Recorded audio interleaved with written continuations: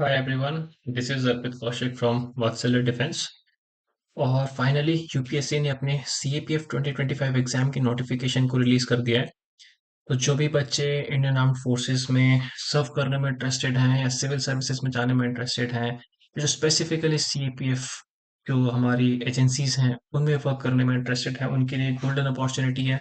एक बहुत ही अच्छा चांस ग्रुप एक गेजेटेड ऑफिसर की पोजीशन को लेने के लिए। आपके जो भी ड्रीम्स हैं, जो भी स्ट्रगल चल रहा है, जो भी आपकी फैमिली की एक्सपेक्टेशंस है, उनको पूरा करने के लिए। And the best thing is कि इस एग्जाम में ना सिर्फ वो बच्चे जा सकते हैं जो कि सीएपीएफ के लिए डायरेक्टली इंटरेस्टेड हैं। वैसे तो कम ही बच्चे होते हैं जो डायरेक्टली सिर्फ और सिर्फ सीएपीएफ को टारगेट कर रहे होते हैं, बट जो मैक्सिमम क्राउड है या तो डिफेंस फोर्सेस में जाने वाला बच्चा होता है या फिर सिविल सर्विस वाला बच्चा होता है। ये दोनों के लिए एक बहुत अच्छी अपॉर्चुनिटी है, बहुत ही अच्छी वैकेंसीज यहाँ पर आई हुई है। तो आज इस वीडियो में पूरी नोटिफिकेशन को यहाँ पे डिस्कस करेंगे। क्या क्या पॉइंटर्स हैं जानने के लिए, बहुत सी चीज़ें हैं जो एक्स्ट्रा इसमें दे दी जाती हैं। बट आप इस नोटिफिकेशन को यूपीएससी की ऑफिशियल वेबसाइट पे जाके आप इजीली से पढ़ सकते हैं, देख सकते हैं। यहाँ पे दिया गया है इसकी नोटिफिकेशन का एड्रेस। उसके अलावा ये आज 5 मार्च 2025 को रिलीज की गई नोटिफिकेशन एंड 20 डेज के लिए ये वैलिड होती है। 20 दिन तक आप इस फॉर्म को भर सकते हैं, but I strongly advise you to not to delay and जितना जल्दी हो पाए आप इस एग्जाम के लिए अप्लाई कर दें अगर आप इंटरेस्टेड कैंडिडेट हैं तो।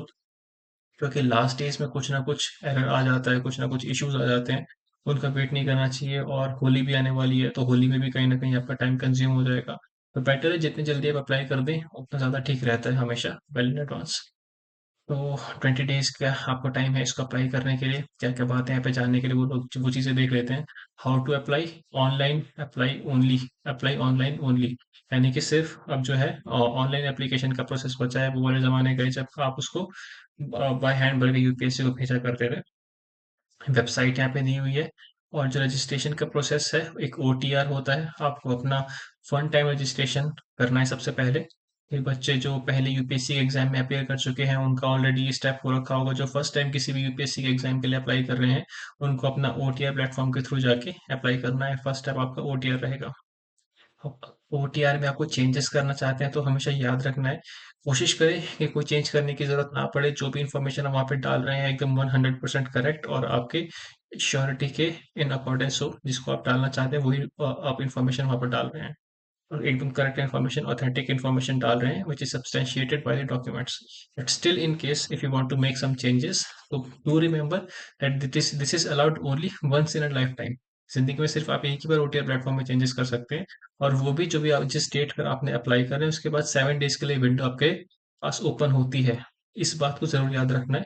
और सारी इन्फॉर्मेशन एडिटेबल नहीं होती है, सिर्फ यही थोड़ी इन्फॉर्मेशन है जिसको आप एडिट कर सकते हो। Yeah, have you ever changed your name, gender, minority status, and class 10th board examination roll number? That's it.